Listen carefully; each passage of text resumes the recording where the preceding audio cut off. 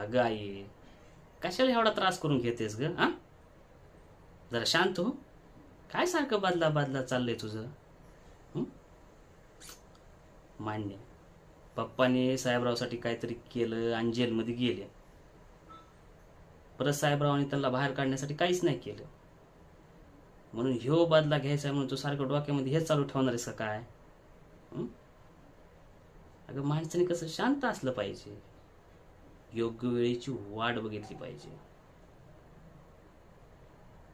सगळी सूत्र आपल्या हातात आली पाहिजे आणि मग करेक्ट कार्यक्रम. असा डाव खेळायचा आणि असा घाव घालायचा, कायमस्वरूपी खोलवर जायला पाहिजे. साहेबरावचा बदला आता नाही घ्यायचा.